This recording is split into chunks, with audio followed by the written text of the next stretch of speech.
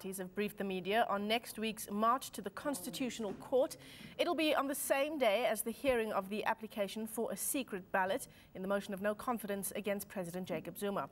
But Brian Molefe was also on the agenda. Our reporter, Xoli Mngambi, is in Braamfontein and joins us now live. Xoli, plenty of preparation ahead of that hearing on the secret ballot, and it seems the issue of Brian Molefe has made activists there even more passionate about their cause, as they describe it, to end the looting of the state.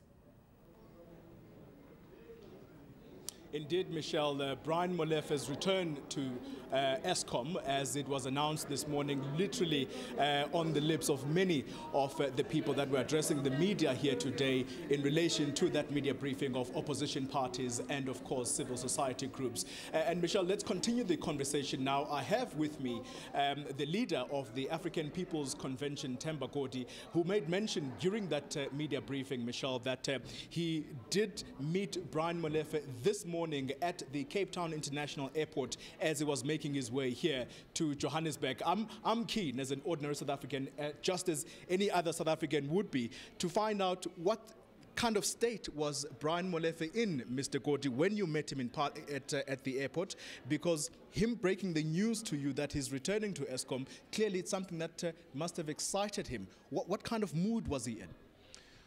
Well, I must say that he appeared very relaxed. I've seen him in Parliament, a little subdued, but in our conversation he was quite animated as he broke the news. But because it was still early morning, I thought I was a little confused because I had not heard about it, and it seemed so unlikely that he could go back, having just left under a cloud, on the basis that he was doing it for good governance purposes and that he wanted to clear his name.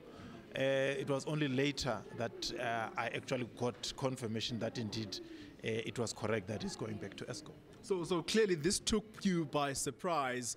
You didn't have time to engage him. Did you have anything further to say, or did he expand on why he was returning to Eskom? Well, look, the issue that he had raised with me was his complaint about Scopa's meeting on Wednesday with National Treasury in relation to the Tegeta mining contracts, demanding that Eskom must be given the right to come and clear itself, saying, I'm back at Eskom. And I said, what do you mean? He said, I am back. I said, when? He said, now. I was like, okay, maybe I'm still sleepy. There's something I'm missing. But, well, there it is. It is true, as the news indicate. But he seemed to be very eager to come and clear, so to speak, Eskom's name in relation to those contracts with the Guptas. All right, I'm going to have to let you go. Thank you very much for that short briefing about you meeting Themba Godi, Brian Molefe in airport this morning. Let's turn our attention now, Michelle, to the SACP, who, by the way, coincidentally, we're holding a meeting of the SACP's top structure here in Johannesburg. They're in the same hotel. And I have with me Xoli Mngambi. Mr. Mngambi, I think you've heard from Mr. Godi, and of course, I'm sure as the SACP, you would have heard the news. What's your reaction to Brian Molefe's return to Eskom? Yes, we woke up possibly to fake news, but indeed they were not fake news. The reality is that we are now told Brian Molefe is going back. It's quite shocking, but not surprising, because of the rot that has gone into state-owned enterprises. But this is extremely unacceptable and reckless for the Eskom board to take these decisions, and we want to call on them to reverse this decision. And we'll also explore possibilities to roll out mass activity to make sure that this action is reversed, because it's completely unacceptable. But much more, it's a problem that deals with us in the movement, in the leadership of the movement, where we could allow this kind of actions to be taken that undermines this institution that should serve our people, in the manner that the boards of state-owned enterprises have been captured to really pursue one single agenda, which is agenda to empower the Gupta family and their associates and those who are associated with the president. Just to issue statement condemning this is not good enough. We must take action, including the possibility of dissolving that board. That actually, Brian Molefe for us represent that person who's the master of compliance. And in this case, there's been a huge compliance regime for corrupt activities at Eskom. And this is what we must actually come out and stop. And we will put this issue as well in the imbizo that we are convening next week between the 19th and the 20th of May to make sure that civil society organization and other progressive forces can join in this fight until Eskom board reverses this decision. Mr. Mapaila, what does this say about President Jacob Zuma's administration's commitment to clean governance? You have in the country, I think it was announced just yesterday after the cabinet meeting that the ratings agencies are going to be in the country in May, June, July, August, September, and they're going to be speaking to various people in the country. Are they really committed to ensuring that these ratings downgrades are reversed, or we are now basically looking at Moody's, which has yet to downgrade South Africa, effectively doing the same as others have done already? I mean, there's a lot of hot air that has been punted around. I don't see any commitment to deal with corruption.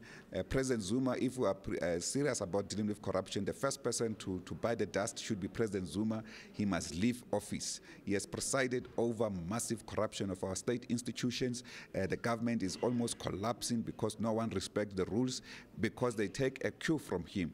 And if the ANC is unable to remove him, the people of South Africa will remove him, and they will also remove the ANC from office. And therefore, the commitment to deal with corruption and for clean government must start with the removal of President Zuma, and also making sure that the ANC must take a firm stance, because it's our representative body in government through the alliance. They must take a firm body to deny Brian Molefe going back to Eskom. Just the final word on this matter. Brian Molefe, I think you were the first to say you are refusing for him to be made finance minister. Him returning to Eskom, does it confirm in a way that his deployment to parliament in the first place was to essentially make him a finance minister? When that didn't come along, he's now being returned to Eskom. No, it's not a speculation. The president told us that he was removing Comrade Pravin on the basis of a fake intelligence report that we cross-questioned him about, and we asked him, who are you even intending to replace him with? And he mentioned Brian Molefe. He motivated why he was trying to bring him back, and we rejected that particular position. So it's quite clear. His plans, his agenda continues, and the ANC leadership is almost helpless. They don't know what to do, and I think that that's where the problem is. And I think that the people of South Africa must help the ANC to rescue itself from this moral mess that it is in, but also to make sure that President Zuma leaves office. Just as a final question to you, and you touching on the so-called intelligence report, nicely segues our conversation into what has happened recently in court. President Jacob Zuma seemingly distancing himself from any knowledge of any intelligence report. What would your reaction be, given that you were the first ones to tell us and the public of South Africa that there was this intelligence report, that Pravin Gordhan would purportedly be removed as a result of? What do you make now of President Jacob Zuma saying to the opposition, well, they must give him that intelligence report?